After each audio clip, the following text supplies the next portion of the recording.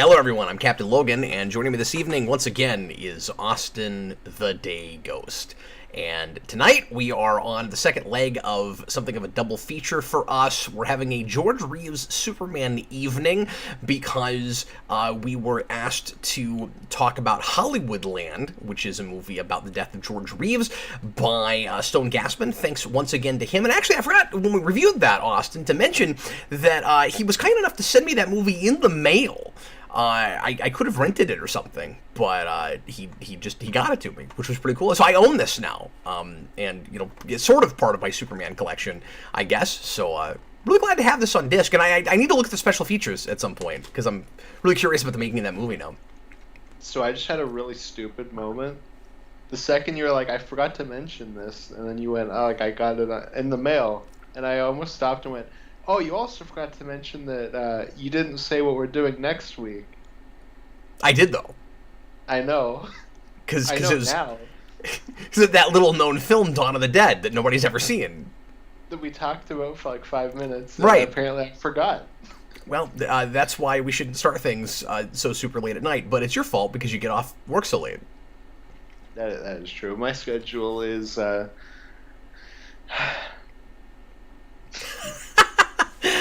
So, for the remainder of the evening, well into when we should be sleeping, we're going to be watching Superman and the Mole Men, which is the feature that George Reeves was cast to be in, which served as, or at least part of it served as the pilot for the very popular Adventures of Superman television show, and I've never seen this. We're going to be watching this totally blind. Neither Austin and I are familiar with it, so this will be something of a, everybody say it with me, reaction video, and I'm sure we're going to have some guys in the comments that have seen this and know about it, including Josh, so I'm excited to learn some things as we go. Once again, I'm not super familiar with that show. I've seen a few episodes and it's been a real long time, so I'm not going to bring a ton to the table with this. I'm hoping it will just be fun to watch it and respond. Is everybody ready? This movie is available on Amazon for rental for $2.99. That's how I'm watching it. We discovered that it's actually on the old Blu-ray box sets for the Superman movies, and it's probably on the DVD set. I probably have it back here and didn't realize it, but I already paid the money to rent this, so I'm watching it on Amazon. So that's how we're doing it. Snooze, you lose.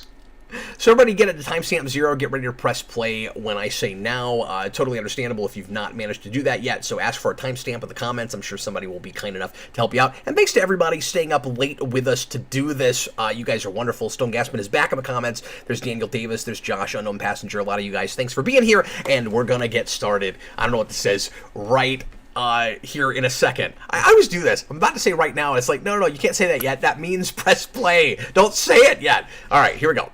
Get it rigged up. Timestamp 0. Get ready. Here we go. Everybody, please press play right now. So how do you think this will compare to the Roger Corman Fantastic Four? I think we'll see similarities. And not just because there's mole men. But, I mean, I expect some lesser than stellar special effects and such. Oh, definitely. I've just had both of those on the mind because I was talking to Josh about this, and he's also a big Fantastic Four guy. And is he? I didn't know that. Yeah, and I was telling him that there's a new rumor that Bryce Dallas Howard is close to signing on to direct that movie now. And we're just kind of chatting about that. Oh, that's interesting. She's a good director. Yeah, I don't think I've seen anything that she's directed, because I never watched Mandalorian Season 2. My movie keeps buffering, so we could have some issues here. Yeah, this is not good. It keeps buffering. This experience is supposed to be 58 minutes long. I think it's likely to be more like an hour and 10 minutes. Sorry. I'm sure it'll be very easy to sync up to for folks at home. Yeah. This is an experiment that's going all awry. Okay, so we're getting the background of Krypton already. Right away. And keep in mind that a lot of people would already be familiar with this material, not just if they read comics, but because of the Fleischer cartoons. Mm-hmm. And the serials that happened right before this with Kirk Allen. when you got like a bit of a Richard Donner thing here going on, where you got like the things coming at the camera. It's not text, but you got like the stars kind of going by as we move through space. Yeah, that's a good point. Well, and I wonder if anybody went to the theater and saw this and was like, wait a minute, is it animated? We saw a guy on the poster, but you mentioned just before we started that it looks real Fleischerish. Because it's that has a very like cartoon opener. Yeah, well, and obviously that stuff's all animated. Okay, population 1430, that's an actual small town. Welcome to Silsby, home of the world's deepest well. We're having all kinds of problems here. I don't know if this is going to work out. It keeps buffering on me. Lately, I've been having this bandwidth issue, Austin. We're broadcasting just fine until I start playing video. Yeah, it's so weird. I don't know what the issue is. Didn't used to happen. And yeah, Thomas Lowe, it is lagging because of this. Austin, this is not working out. Uh-oh. Are we gonna switch what the video is midstream? No, well, I don't want to do that. I just paused it, guys. I'm trying to decide what we're going to do here, because it just keeps buffering on me, so we're not going to be able to sync. I've got to figure out what this bandwidth problem is. I don't know what the deal is. Yeah, people in the chat are saying the stream's starting to lag. It's all messed up just because I'm trying to play streaming video. It's so weird, like, we never had an issue with that before. Not until just the last 2 or 3 months, I think. Yeah. Really, like, video game Movie Mania, it's been a problem. But only when we're streaming from, you know, like actually streaming from something. If I'm playing from a disc, it's not a problem. So it's clearly a bandwidth thing. And I don't know how to solve it on my end. It's my problem. Well, chat. Fidelio says audio is fine, video is just laggy. Yeah, but the problem on our end is our movie keeps buffering, so we can't watch the movie. Well, I'm really sorry for keeping everybody, making guys wait for this, just for this to kind of fall apart. But like, it's already almost midnight, so to like try to figure this out and keep trying it is a bad idea this late. Well, it's an Ask Us Anything chat, so ask us anything. Yeah, but I may not actually leave this video up later. We can always change the title. To skip to this timestamp? But it'll be like, Superman commentary prank, gone wrong, gone sexual, ask us anything at timestamp 1. Guys, did you say ask us anything non-sexual? No, I said gone sexual and then ask us anything. Oh, so that's always in the prank thing where it's like, oh, prank. Like. Oh, okay. I thought you said ask us anything that's not sexual. No, I mean preferably. No, guys, it didn't miraculously sober up. I'm not running as much through the bandwidth. That's what it is. I'm not trying to play Amazon Video now, and so it's fine. God, that never used to be a problem, or at least it wasn't. It was when we first moved into the house and I tried to do the 24-hour stream. That was a big issue. And then I put in a satellite, booster thing. And I checked that because this was I checked it recently. It's functioning. I don't know what the deal is. I don't know if I'm gonna need to like call up my internet provider and have somebody come out and. Yeah, possibly.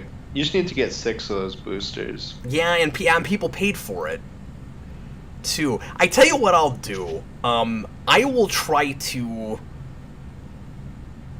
I don't want to make any promises. Austin,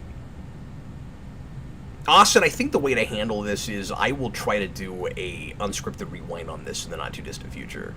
That way people, at least if they rented this to watch it, will have reason to watch it. Well, and okay. I mean, we could try to stream a commentary again soon, but I need to get it on disc. When you rent it, it gives you a 2-day thing. Yeah. Could we maybe try to get discs, maybe come back tomorrow night? I got a full week. I don't have another night I can do it. No, I appreciate that, but I can't. Or I totally would. Yeah. No, I mean, I would go grab a disc of something, maybe, but like, you know, we'd have to select something and then get it in here. We'd have to both have it, and like,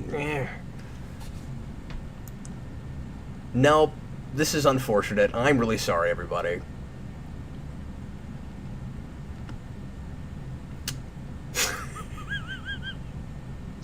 It's just an unfortunate evening. No, yeah, I'll either do a review or we'll try to come back in, soon with another video. But it's funny because we keep having to put things off for the Friday show because of, like, technical difficulties and stuff. Mm-hmm. We still haven't done that 60s Batman commentary. In, like, 30 years, we'll be like, oh, we'll get there eventually. Well, how many things do I have that, like, or do I have, like, that? Yeah. Now I'm getting tired and stupid. Maybe this is for the best. Anyway. This is now the Fantastic Four Bryce Dallas Howard director discussion chat.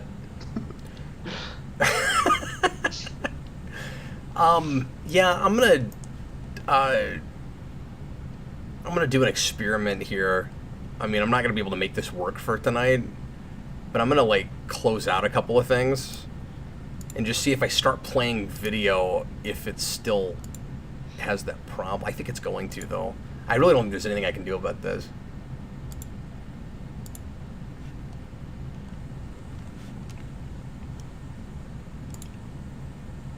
I think I'm gonna start playing this again.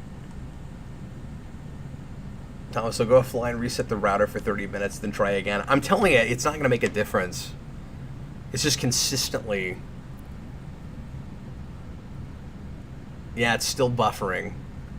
Although, I don't know if that's a bandwidth thing or if that's just Amazon. Yeah, I don't know. Everybody talks about bandwidth. Nobody talks about band length. I don't know what that's about. Again, he's going for a percentage. Yeah, no, same problem. I'm leaned back. Nothing to see here. Nothing to see, folks. I'm doing a crossword on my phone. Oh man, I feel bad because, like, we've got like 17 people watching right now. We're not even making a video anymore. Well, that is the content. Like the person says, it's Disastervolution. It absolutely is. Well, I mean, do you want to see if... Do you want to do what you were suggesting and just see if folks want to chat about whatever for, like, a while, or yeah, should we just chat with people? Should we just call it a night? Like, yeah, if people want to ask us stuff. All right. That's unfortunate. Is what it is. That can be the title of the video, is Disastervolution. Disastervolution. Our commentary broke. Gone sexual. Every time you say that, I just keep hearing non-sexual. Oh, it's my Canuck accent, I guess. Oh, okay. I still don't know what you're actually saying. Oh. That's so hurtful. So I feel so dumb. Because I typed out Disastervolution, and then of course it had a red line under it, so I clicked right to see what the other possible spellings were.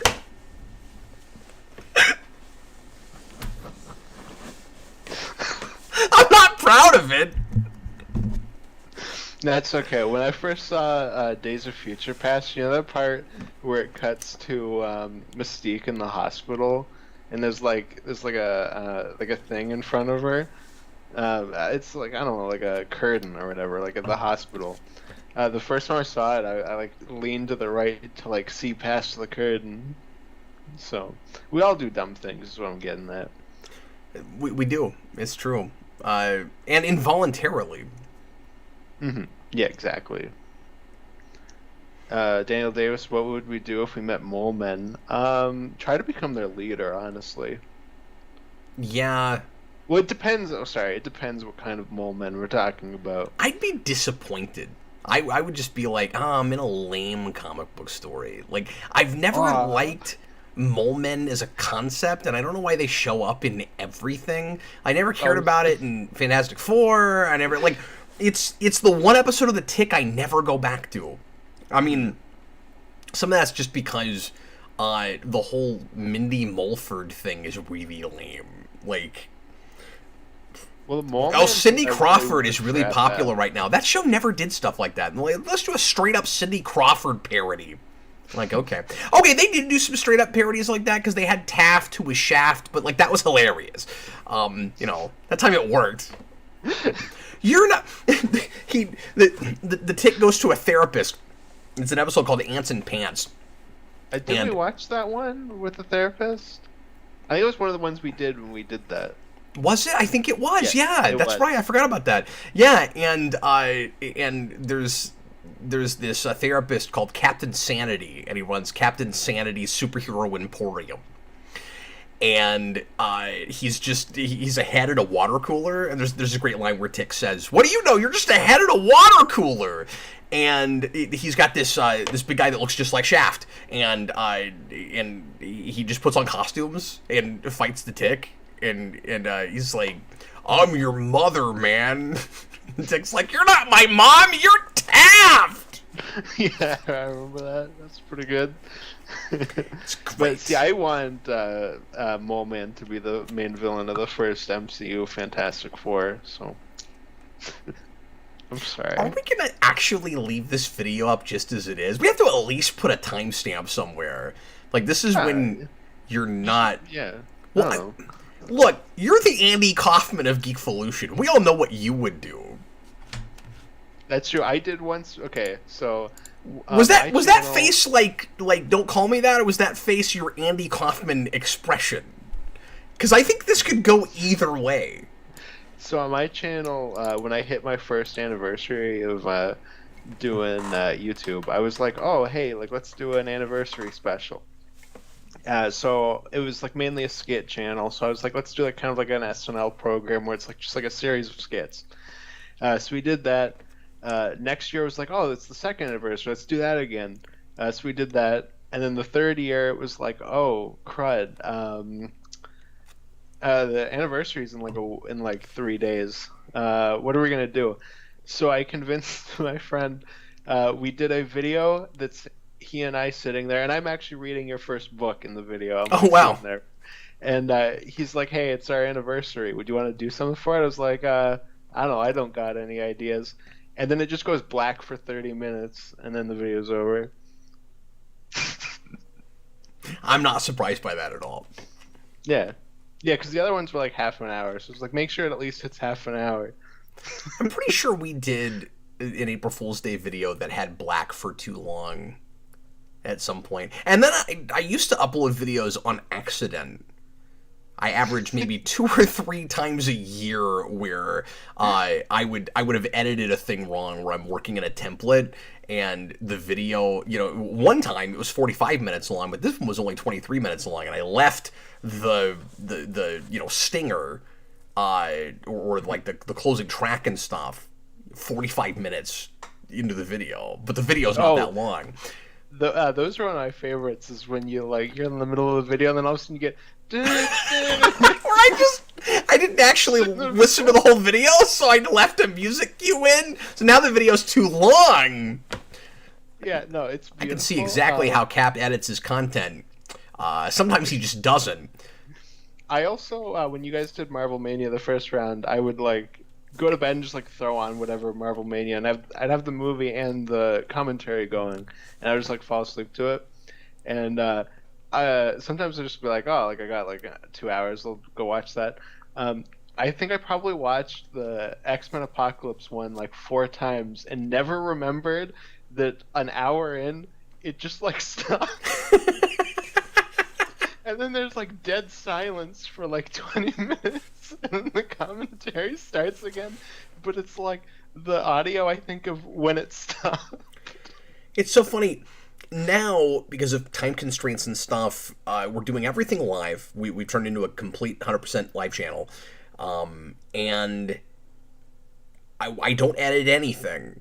And I think in some ways, it's more professional than it was back then. Because at least that cannot happen. Yeah, well, at least we did an X-Men Apocalypse commentary, so it's not like that's the only one on the channel now. Do you know about what happened back with Marvel Mania with the Hulk commentary? I don't think so. We had, and I don't know if we reference it in that or if there's any way that you'd notice it. I don't think it could possibly quite sync up right. So you'd probably notice that something went awry. I don't know for sure because we lost the last like half hour of footage for some reason with that one. So we shot it like Eric and I we think shot you like mentioned it in the video, did don't we? you? Or- That's what I'm yeah. saying is I can't remember if we meant this was years ago. I don't know what we said, but it was. Now that you're saying this, it's like, wait a minute, it's clicking in because that's not one I think I went to a We lot get- because I'm like, oh, that Hulk movie's boring. We get an hour and a half in, or 2/3 into the movie, whatever the runtime is. Yeah. And and it just cuts. It cuts out, and I can't remember what exactly happened. Like if we didn't realize it, or if we just lost that footage for some reason. I don't. It's been so long, I don't remember what happened. But we discovered it, and so we went back and instead of recording the entire commentary again, we just found the timestamp and we just did the last half hour. And so that commentary is in 2 sittings. I want to say that's the only time I've ever done that, but I'm not for sure. There were a few bizarre, silly technical things that happened with that. We had to shoot Civil War twice. Like at least could it be a short one? Or At least it's Civil War. Could have been like at least it was a Man movie Thing. we liked. Yeah. Oh God, I would have just. The A Man part of me Thing one, wanted I to don't not think I've even ever made it upload that. through. It can't be listenable. It just can't. Well, I don't think I've ever made it through that commentary because that movie is so boring that I fall asleep every time. It's same with Fant Four Stick. It took me like 4 times to even be able to get through it because that movie I think is so boring that like it's around like the 20-minute mark. I always pass out. Yeah, I mean, I almost didn't make it through that movie while we were doing it. Why couldn't we have had a gimmick for that one? I mean, I guess we'd never seen it before, so we felt like we had to give it our undivided attention. It's like, no, divide my attention. Divide it. Senior Sticks, $5 super chat. Thanks so much. Giving us a super chat on a video that's not about anything now. This has just turned into Seinfeld, apparently. Hey, you made money off of literally doing nothing.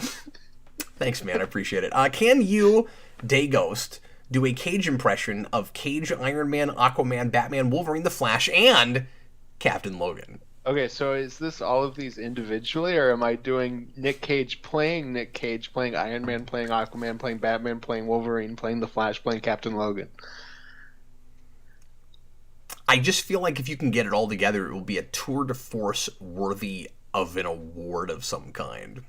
Okay, I'm gonna like work on this in my head while we're talking, and then at the end of the stream, I'm gonna hit us with it. So Oh, man. I'm gonna put a thing on my phone so I don't forget. I was gonna say, I don't think you could just pull that out of the ether.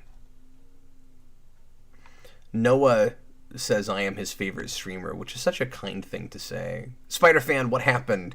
Well, it's a long story. It's really not. I'm having bandwidth issues for some reason with streams. But like our regular streams, no problem at all. As soon as I start streaming a TV show or a movie on a streaming service that we're trying to do a commentary on, the whole thing breaks down. So like that's the limit of what. And you know what? We had this when we tried to do video games with DJ a couple weeks ago too. That stream fell apart. Oh yeah, that's true. We had to stop and we just did it on our own without streaming. That's the reason that happened. Yeah, and I don't have any problem like playing video games with people over the internet. But if I try to do this at the same time, it just the whole thing falls apart. And again, I'm pretty sure it's because I'm so far away from the router, and I've got the satellite thing that should boost it and used to just fine for like a year and a half. It was like no problem, Well, and it's functioning. I don't know what the problem is. We streamed Donkey Kong Country on After Dark, and that was like the least of our worries, but we didn't have any issues with it. That's true. The bandwidth. But how long ago was that? It's like that was a while ago. Yeah, it was a few months ago now. Probably like 6 months or I something. was before the twins, I think. So until I get that figured out, I'm gonna have to probably institute a policy for myself where I'm not streaming anything that I'm not looking at on disc, which means I have to get a DVD for everything. Not even a Blu-ray, because I can't play Blu-rays in this machine. That's not... Well, I mean, I could put a Blu-ray... That's not entirely true, I guess. I could put a Blu-ray player in my projector, and because I'm already having to split the sound anyway. Like, no, that would be okay. I could do that. So I still would be able to use Blu-rays. Yeah, so that would work at least. That would almost be better because it's even less... It's asking less performance on my, production machine, so... Mm-hmm. Well, we got a whole list now of everything, and I feel like most of it's probably stuff that we have on disc or comic stuff. I feel bad for wasting people's time, but more people are coming in right now, which is very strange. Everybody wants to see that Titanic sink. Nobody wants to just be on the Titanic. That was a perfect name. Mm-hmm. Disastervolution. There it is. I would say let's make it a series, but it already is. Yeah, what would that series be? Is it just intentionally pretending like things broke? That's like when I was a kid. I had whenever I would do comics, I would get bored of the comic I was making like halfway through sometimes. So I had this character called the Walking who would just come out and yell "Wow!" and I was like, I'm bored with this, and I would just draw him doing that, and then I'd move on to the next comic.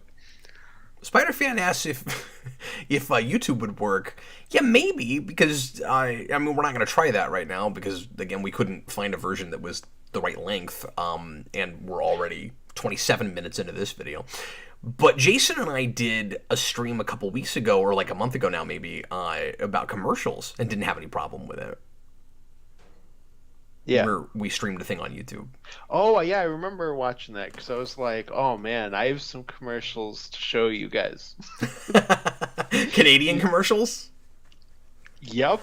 The government of Ontario had some weird commercials when I was a kid. I bet. Thomas Lowe, do you wire your equipment on a network? I don't know what that means. I think, like, is your computer wireless internet or like wired? Yeah, and it has to be because of just how far away the router is. Yeah, that's the problem. I mean, this is like a first world problem thing. I mean, less so when you're trying to more or less do a job, I guess. But it's funny because there's a line about this specifically in Weird Al's First World Problems song, where like his house is too big so he can't get Wi-Fi in his kitchen. Yeah, that's the problem here. The house is too big. It's like, oh, cram your river cap. You live in your 1,000 square foot bunker. And you can't get internet because your house is too damn big. You deal with it. But then I'm shedding a tear. But then you guys can't watch Mole Men with us, so it becomes exactly. I was so excited to see what the Mole Men would look like. Well, and the thing is, I don't even think it would have been too much of a problem if we weren't trying to broadcast. Like, I think if we just recorded it as an old regular commentary without trying to broadcast it, we'd probably be fine. But we've kind of gone uniformly to live streaming, and I really like it, and I like being able to use our viewers' vastly more impressive collective knowledge than mine to beef up the video and make it a better video. Like, I really use you guys. I do. I'm a complete fraud, and I appreciate you guys for allowing me to be a complete fraud. But the videos, really, they're so much better, I'm learning, when we do them live, because I learn so much more. Always stuff that comes up that would never be in the video, but that, like, maybe it would, some of it would be in the comments later. Oh, that's interesting. But to actually be able to piggyback off of things and let it inform the conversation, it's invaluable. Yeah, no, some people You audience folks are not too bad. Thomas, you need to do a rewind on the Weird Al movie once it's released. Well, by definition, that wouldn't be a rewind, but we will do a spoiler cast on that most assuredly. Noah, the Weird Al movie is legitimately one of my most anticipated films of the rest of the year. Mine too, and in fact, it has been the main movie that I've cared about this year, which is so bizarre. And that was after the Batman, of course. And then, weirdly, Austin, so far, it's actually been an okay year for movies, at least for the few that I've seen. I mean, I've seen a couple of really bad movies, but some movies that I wasn't sure about have been okay. We haven't talked about Doctor Strange yet. We're going to talk about that on Friday, so I don't want to get I don't want to foreshadow my thoughts too much, but I will just say I was pleasantly surprised by that, and it'll be fun to talk about on Friday. Just looking at my list of films of the year, my top 10, I've seen 18 so far. 2 of them are shows, but it's on Letterboxd and they have them on there, so I just include them. The top 10 are all movies that I liked a lot to like. Yeah, it was pretty good. And it's only the bottom 8 that I thought weren't very good. Like, that's pretty decent. That's got to be better than average for at least the past 3 or 4 years, because, I mean, it has not been a good period. Yeah. For at least big movies. In the top 4 films I have on my list, at least, are, like, movies that I've liked more than movies from, like, previous years. Oh, where interesting. It's like, this is, like, a movie that's, like, up there of, like, the last decade for me. Almost like instant classic status or something. Yeah, like that type of thing. Where it's like, I know I'll go back to this. Mm-hmm. The kind of movie that makes you say, where was this all my life? Where, like, you can't imagine when it did. Like, Everything Everywhere, now I'm not going to be able to imagine a time where that movie didn't exist. Well, and that's my number 4, and that movie's wonderful. So that's pretty cool, because there have been years recently where that would be at the top, and there would be a large chasm in between that and number 2 or 3.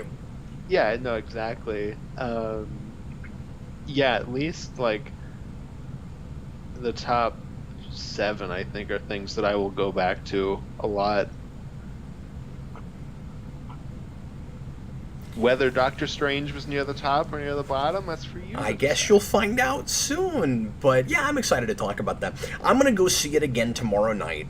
We could have done the spoiler cast on Thursday. We could have done the spoiler cast on Sunday. I used to have a rule with spoiler casts that I always tried to see the movie twice, and I don't have the time to always do that now. And I've really scaled that back, and I'm limiting it. I'm making reviews on the channel lately a lot more about retro things and just stuff that I really want to talk about. And so with the Batman, it's too meaty. There was too much stuff in it. I had to go see it again. And with Spider-Man, it was kind of a situation of I don't know exactly where I'm at with it on a first impression, so I wanted to go again. And so if we just done how we felt about, then that's fine. But if we were going to actually, fine-tooth comb it, I felt like I needed another watch.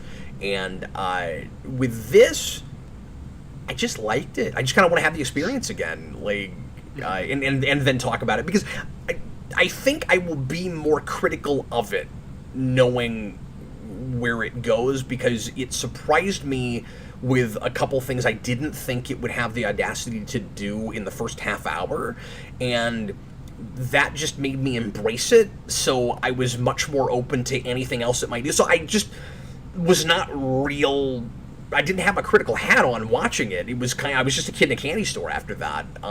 So, like, I know it's got flaws and stuff, but I haven't talked to a lot of people about it yet, but the couple people that have sent me messages about it with complaints, I'm like, yeah, I guess that's true.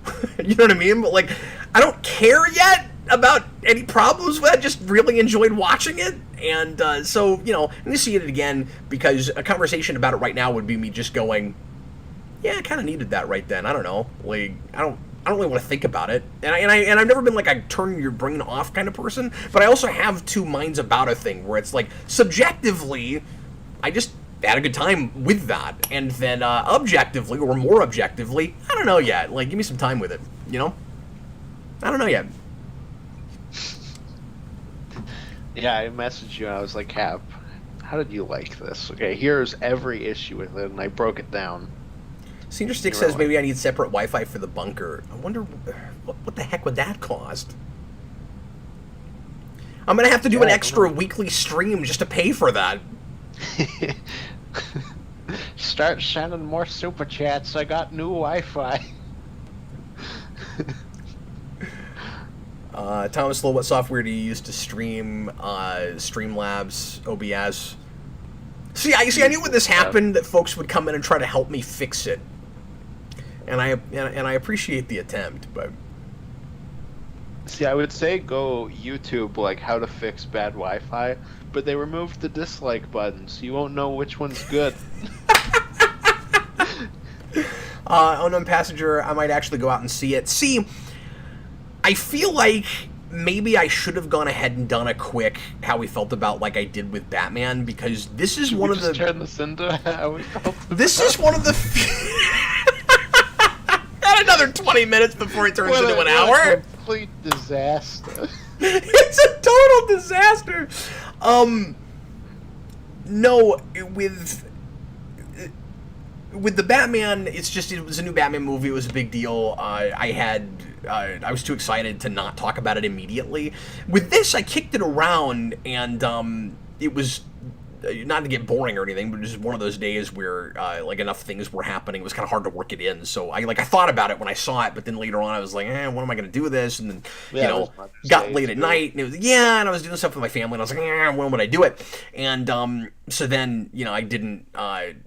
I just wasn't compelled to sit down at another time and just go ahead and knock it out. But maybe I should have, because this is one of the few superhero movies in a long time that's this huge, major, high-profile thing that's getting, obviously some acclaim, but also a lot. I mean, it's a little polarizing, I guess, but like a lot of people are seeing it. It's doing well at the box office, and yet a lot of people in my circles are going, I don't really care that much about MCU anymore, or I'm burnt out on the big blockbuster superhero things, or I didn't like No Way Home, and I don't, and I'm worried that messed this movie up, or I'm just done with multiverse as an idea, even though we just started that whole thing.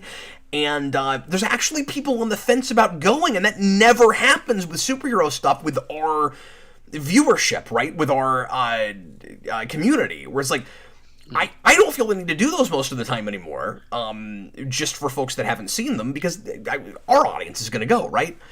Not so, necessarily, anymore. And so maybe I should have done that. There's actually some folks that are like, I don't know if I should bother with this.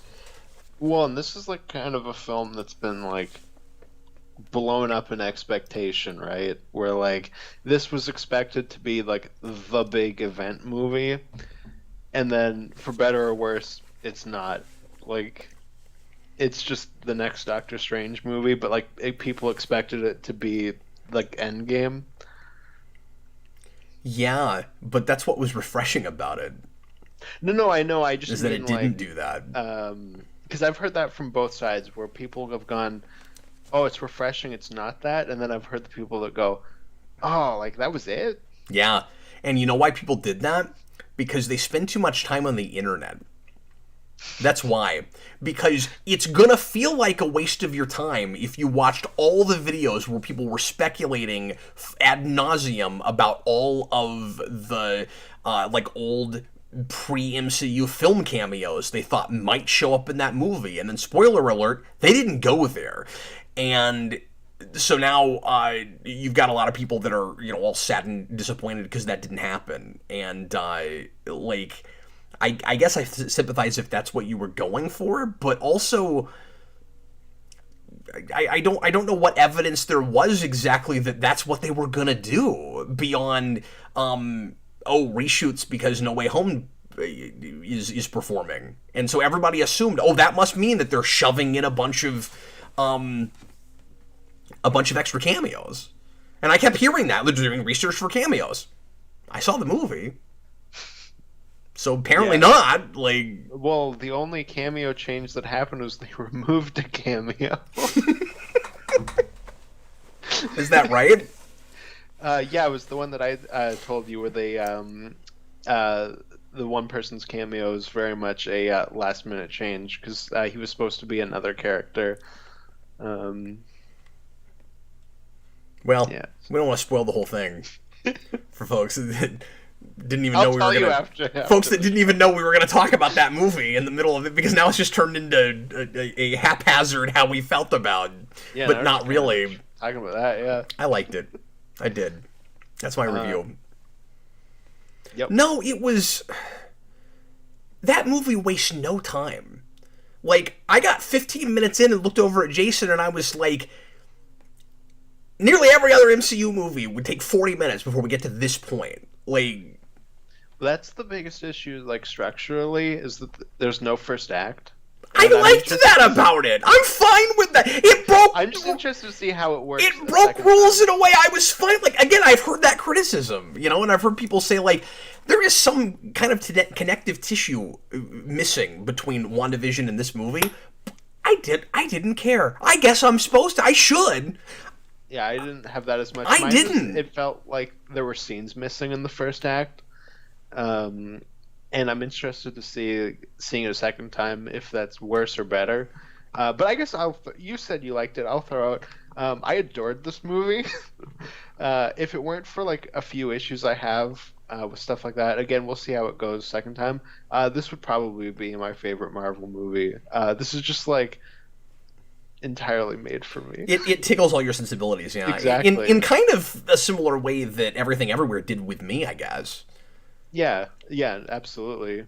That is, I think we both agree, the better movie. But It is the better movie. I didn't find myself comparing it to that, like, while I was watching it. I didn't keep going, man, I really wish that this would just stop everything and be a really deep character piece.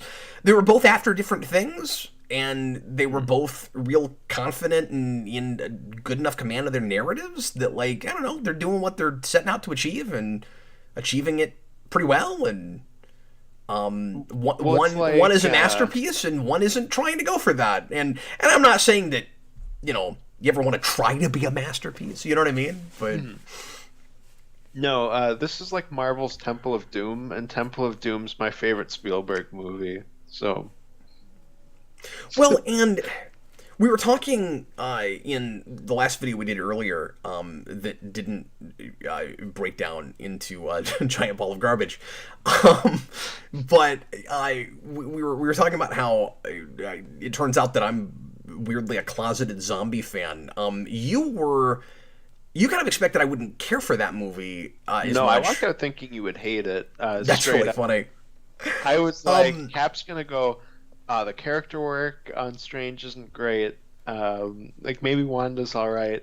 I don't really like care for like the horror-y aspects of it. Like I thought everything that I loved about it was the stuff that was gonna hold it back for you. Yeah, I don't know. It won me over real quick.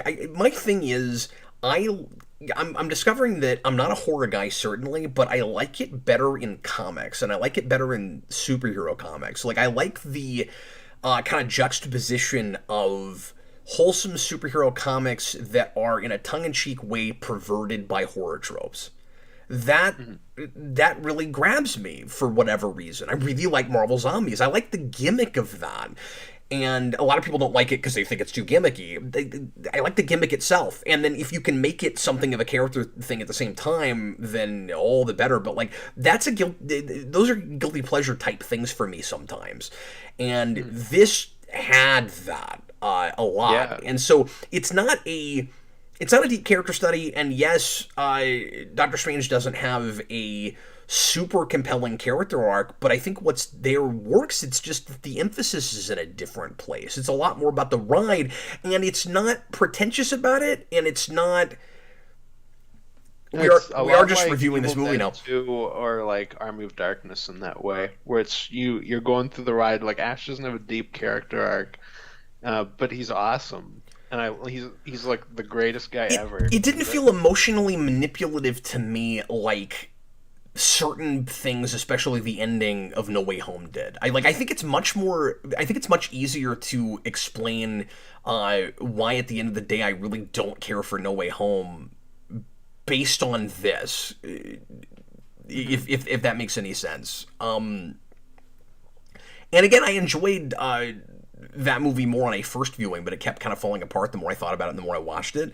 And I don't expect that to happen with this, but I've only seen it the one time now so far. No, for sure. What was I gonna say? No, when they announced it was gonna be a horror movie, I was like, oh, I don't know about that because it's Scott Derrickson, and I'm not a big fan of his horror stuff. It's kind of just modern, generic horror. And at the same time, I was like, okay, but it's also Marvel saying that, so it's gonna be like really watered down. It's a Marvel movie horror. You know, like it's Ant-Man is a heist film. You know, and I think, you know, I said audacity earlier. I think I just, whatever the genre is, I think I just appreciated that it actually took some risks and it wasn't that concerned about being accessible. That was the big thing. I'm always talking about this, where like the best way to be accessible with genre stuff, especially with like, you know, more kind of niche stuff in the first place, is just be what it is and see if you can win over people that are going to see it for whatever reason they're going to see it. Not try to make everybody happy, not try to find the magic formula. And this doesn't do that at all. And what's weird is very often with a thing like that, when you're not trying to be something for everyone, there is something for everyone. It very often work out that way just by the virtue of human beings with feelings and ideas and worldviews making a thing that they want to see.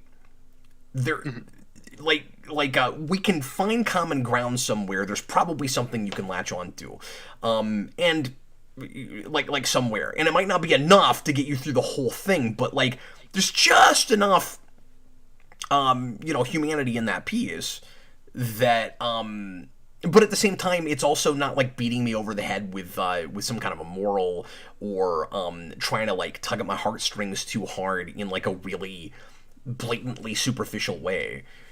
Mm-hmm. You know, okay, this is like a super superficial thing. One of the things I like in superhero stuff is acknowledging people and like, oh, you know, like there's people that get like trapped in this stuff, and I like heroes who actually save people. The second we get Raimi back, we get the weird cuts to like random people from his Spider-Man movies, like it just instantly. Yeah. It's like, yeah. Heck yeah. It's great. And I just think it's really like visually creative, and it's very Sam Raimi in that way, in both just like the creative use of like what people are doing with like the magic and whatnot, as well as just the way the camera moves and the editing.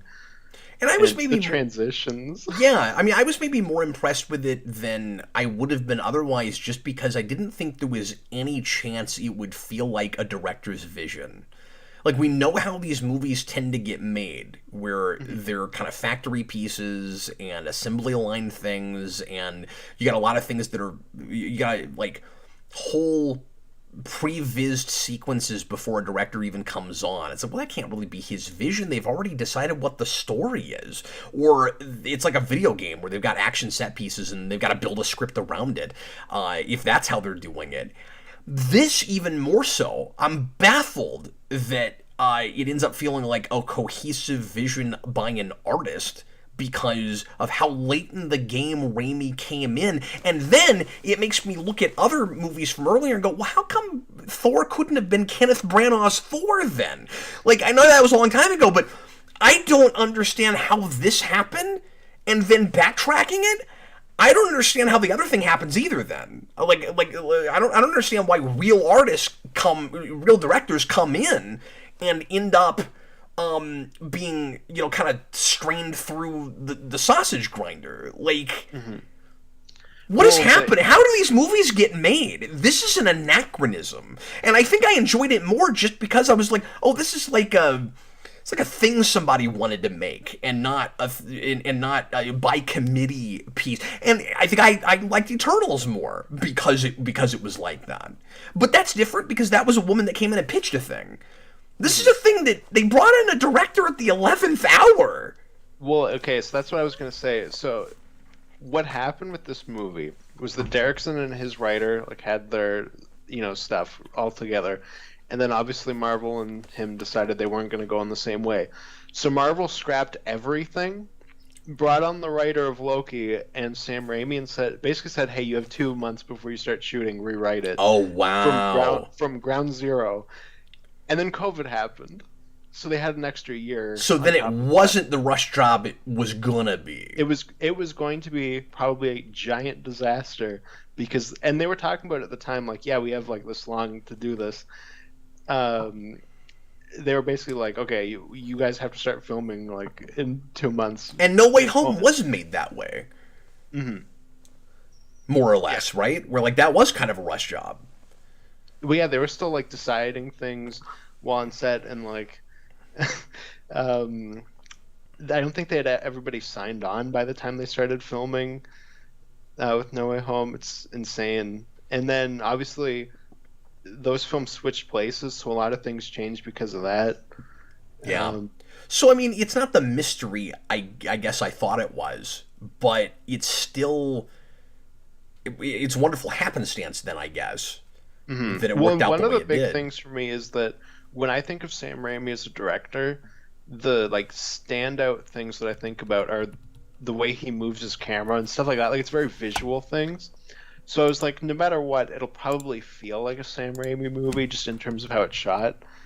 But at the But same even time, story-wise, yeah, it like really feels like a Sam Raimi movie all through and through. And it was all the way great. down to if, and again, people didn't even know we were going to be talking about this movie, because this was supposed to be a George Reeves Superman thing, and then, merry-go-round broken down. Now we're talking about Well, and Doctor another thing Strange. with No Way Home, I wonder, Sony's also a factor.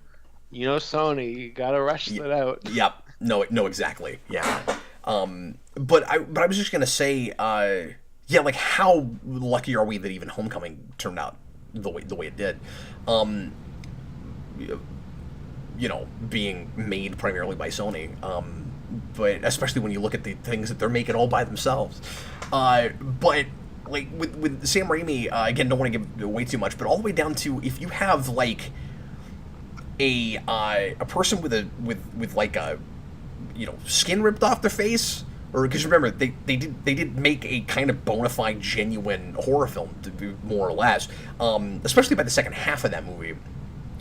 If he's got like an undead creature that's talking, they're gonna have no lips, but they're gonna be voiced by somebody that clearly has lips.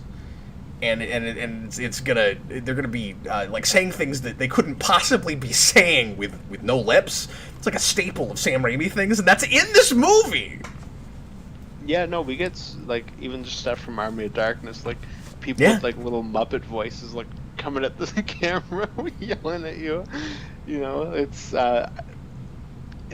very just everything he's ever done, but also fresh and like new. It's very cool. But yeah, like I found characters likable, and like there's I stuff. never would have thought American Chavez would be a If How she is gets it that I like American Chavez, but I struggle to make it through like 10 minutes of a Moon Knight TV show? It's ridiculous, man.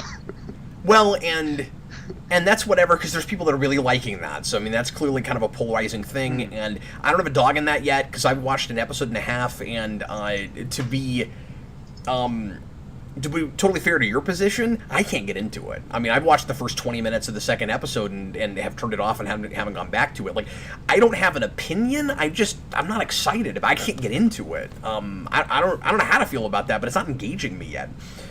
But yeah, like, I can't even believe I'm saying this, but like, give her a movie or something. Like, she's good. Like, I like her a lot.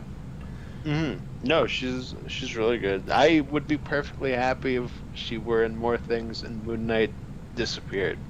Suddenly, well, and like, and I'm just using that because they both came out side by side. Yeah. There's a lot of new Marvel characters that I'm perfectly fine never seeing again. Like, could she carry a thing all by herself? I guess I don't know. The actress seemed pretty solid, and she's just likable, and it's more of like a charismatic thing because it's not like she's a super deep character, but that actress like really kind of holds it up. I think 'cause she's ultimately more of a MacGuffin, but Yeah, but she's one of the more like endearing X-Men characters that's not an X-Man.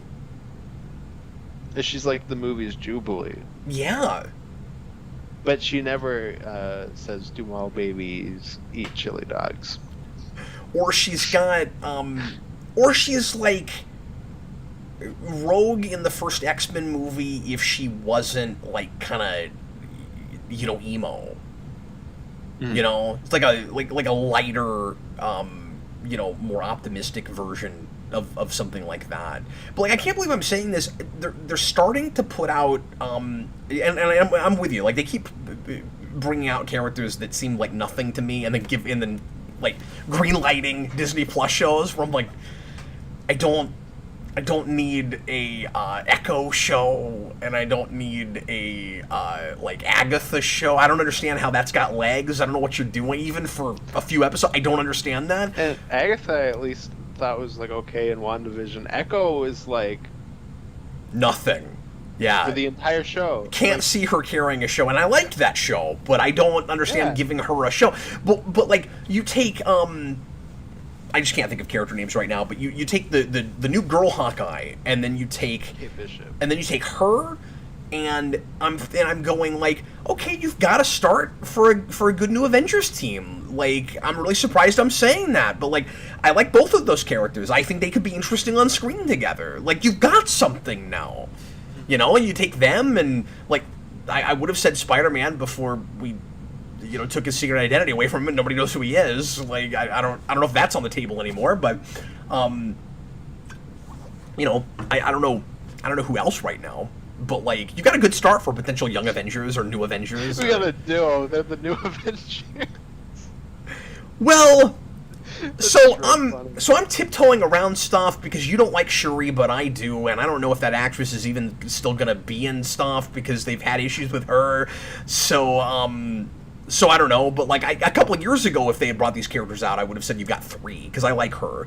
And then I mean, he's not like a young guy, but throw Falcon in there, and I mean, like, they've got a good potential new Avengers team. It's Captain America and the kids. Well, you need a leader. I don't know. You gotta have your Zordon. You got your Power Rangers. I don't know. I'm trying to think. Okay, who are some like new characters? Okay,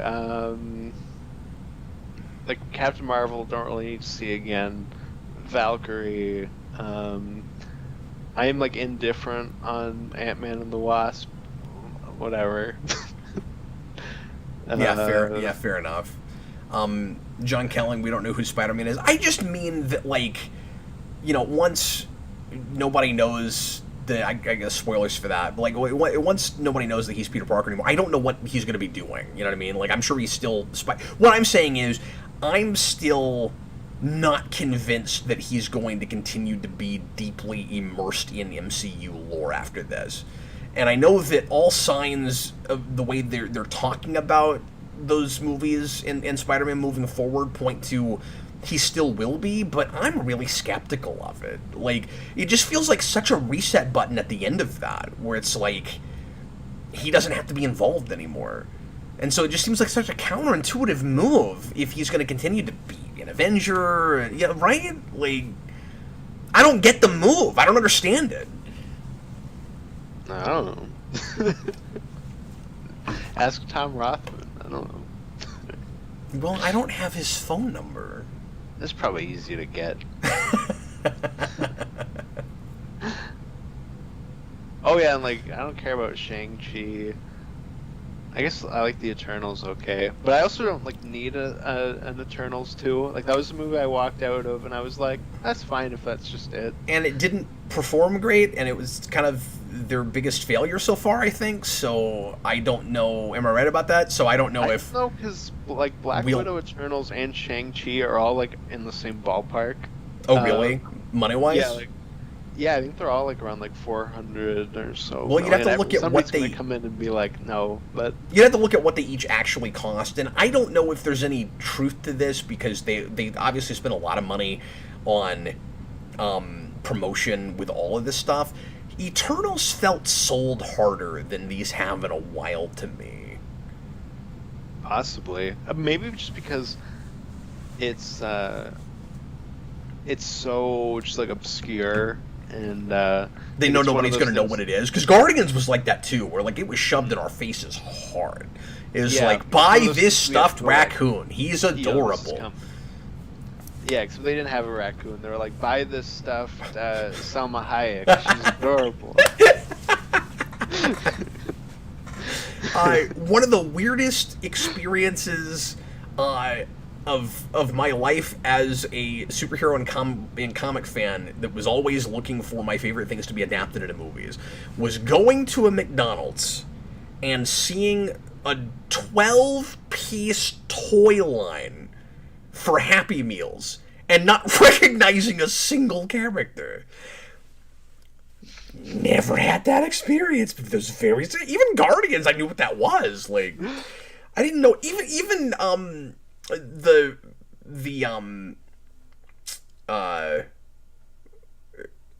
can't think of names of things. The thing with the crappy TV show that didn't get a movie. Inhumans. Terrigen Mist. Inhumans. I had heard of Black Bolt. Like, I knew about the dog with the tuning fork. Like, Eternals. Not one character. And so you just have all these really, like, ambiguous, generic-looking people that are all kind of wearing the same outfit.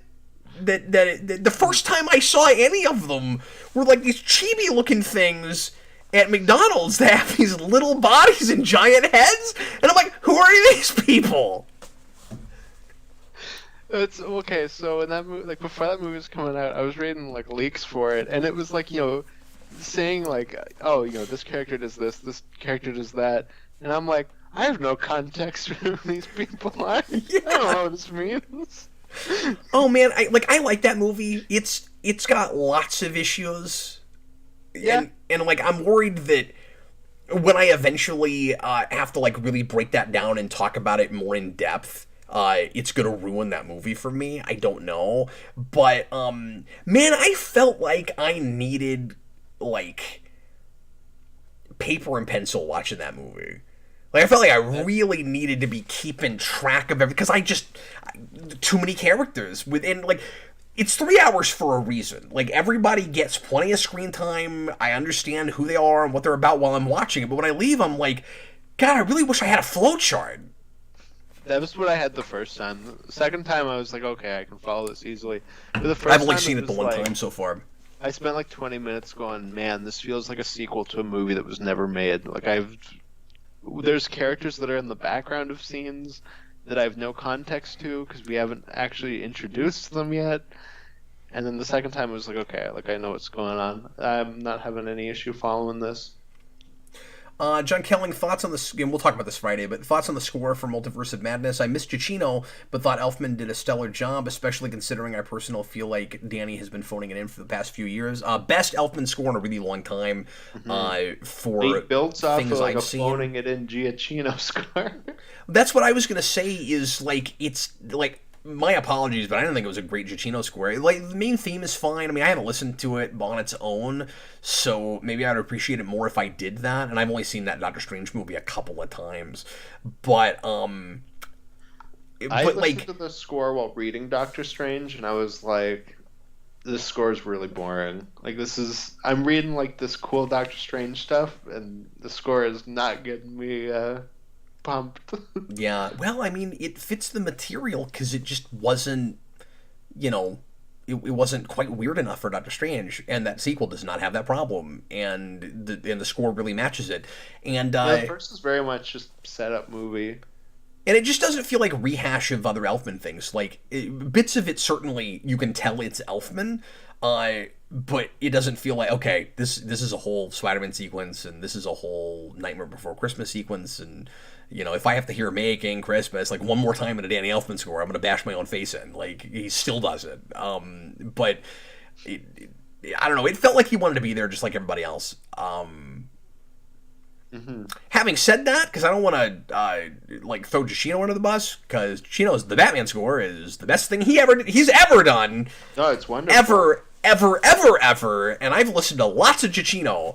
Now his quality is all over the map, even more so than Elfman, I think. Yeah, I mean, you can always tell with like certain composers whether they cared about a certain project, and that you can definitely see the difference between like Giacchino's Doctor Strange versus the Batman. Yeah. And then, God, this that went was this a good the job. first this went for the first 20 minutes of this of like, oh, we're doing a commentary, to God, should we press the off button, to, oh, it feels like I'm working again. Like now we gotta talk about this movie that we're gonna talk about on Friday. I'm like, you know what? I could have done that spoiler cast. Like, now we're talking. I probably will still go tomorrow, but now I'm like, I could have winged that. We should have just shot it already. You know what? Honestly, Here we are talking about it. just change the title of this to Spoiler Cast, and then we'll cancel the other one. And we won't even talk about it anymore. We'll just call it quits here. Even though the whole time we were like actively avoiding spoilers of any kind. Exactly. That would make us a-holes. What a bunch of a-holes. Or a-hats. I said hat. I'm excited for that. It's like James Gunn, Sam Raimi, and Matt Reeves. It's like the only thing I care about in superhero adaptation right now. Well, that's a little more than you had before. Yeah. I am in this place after that movie, though, and I know a lot of people won't agree with this, but I'm like, and I said this to you, but I'm like, I don't know, just give the whole kit and caboodle with the MCU to those two directors. Just give it to Gunn and Raimi, and Raimi's like, at least I'm just like, I'm out. At least Moving to DC. Is Raimi doing a DC thing? No, I said Raimi, but I meant Gunn. Oh, I see. Yeah, I mean, I wonder if Raimi would consider doing another one. For Doctor Strange? Or for MCU. So he was asked in an interview recently what he would do for, like, if he would do another superhero movie thing, and he was basically like, it's like Spider-Man, Doctor Strange, and Batman. Those are like the three that I would want to do. So he only did Doctor Strange because it was Doctor Strange. No, he's a really big Doctor Strange fan. And I knew that about him, but he's also a really big Thor fan, and they almost made a Thor film back in the day. Oh, interesting. Cancel Thor 4 and give him Thor. Cancel it even though they've already shot it. Yeah, don't even release it. Throw it in the Disney Vault. Make it like a Blu-ray feature on the DVD. Oh, but then we gotta special feature on the Blu-ray. But then we gotta listen to the released the what's his face cut and people, and they'll take over Twitter and get all of those people on what is his name and then throw it at what is that guy Taika Waititi? Yeah, I can never remember that guy's name. Now I remember. I saw an interview Dan posted today with Taika Waititi where he was like, people are going to be really surprised by the romance of this movie. I thought it was really cringy on paper, but I think it turned out really good on screen. And he wrote the script. Well, maybe it was cringy on paper because the whole script fits in your back pocket and all the actors just improv the rest of it. I don't know if that's true, by the way. I mean, they might have written more of this movie than they did. Well, he didn't write Ragnarok, but he wrote this one. Nobody wrote Ragnarok. I've seen that movie. It wasn't written. Yeah, no, because I think he was given that script. There was an outline on a cocktail napkin. That's how that movie was made. Well, he got the script for like the original logo that looked like the Dark World logo, and he was like, "I'm not filming this," and then he improv'd it. Yeah. And then he wrote this one. Yeah, exactly. Have I used this analogy before? It felt like... Now we're just complaining about Ragnarok again. I'm sorry for folks that like Ragnarok. I can't deal with it. I don't like it at all. I probably use this analogy. It felt like kids that don't want to do like a oral history project that decide to rap the whole thing. You know? Felt like that, where it's like, well, if we have to do this assignment that we hate, at least we can turn it into music we like. Like, that's what Ragnarok is. So he was asked to make a Thor movie, but he made an epic rap battle of history.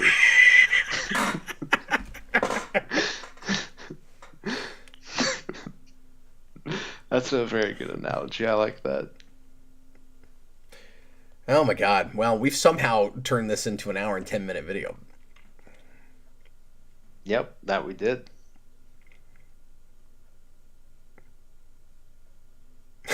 I should probably get back to that super chatter that was like, please do a Nick Cage impression of Nick Cage doing Iron Man, Aquaman, Batman, The Flash, Captain Logan. Have you figured it out? No, I'm just gonna wing it. Okay, give me a line. You could have done it 45 minutes ago. A line. I know, but what would Captain Logan say in this situation? But it's just a thing I would say, and not necessarily Okay. Batman and Aquaman and. Good evening.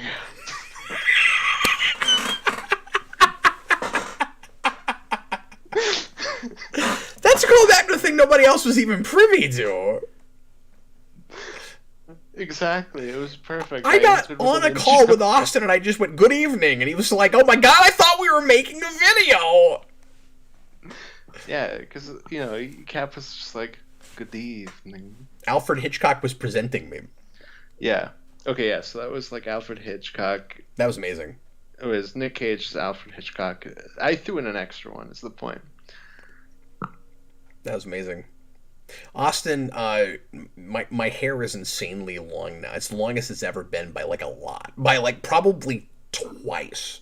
Like it's really long. Yeah. You'll see how long it is. Awesome. It's just nuts Yeah, sure. now. So I tie it back all the time now. Mm-hmm. It's crazy now.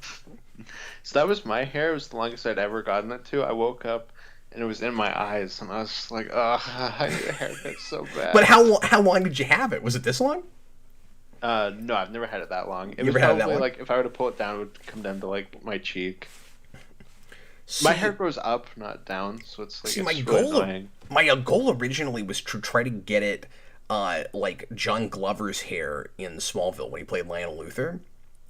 So I'd grow it to like about here, a little bit longer. It's close now, and my hope was that it would curl up like it does when it's short, and that it would have the kind of thickness that does. And then I realized, oh yeah, hair's different in like different kinds of like weather and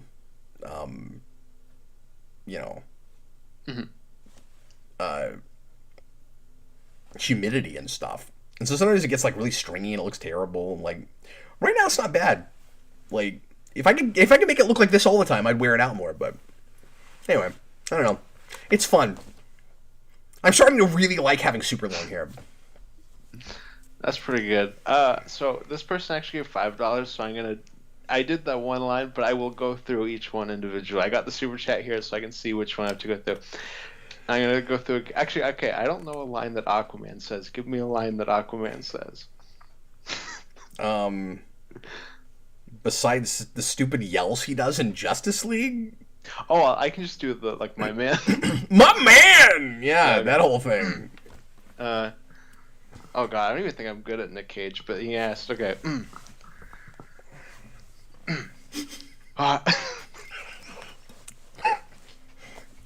Here, I'll mute my microphone. It's way too late for this. No, you don't have to mute yourself. It's okay. Okay. I am Iron Man. My man.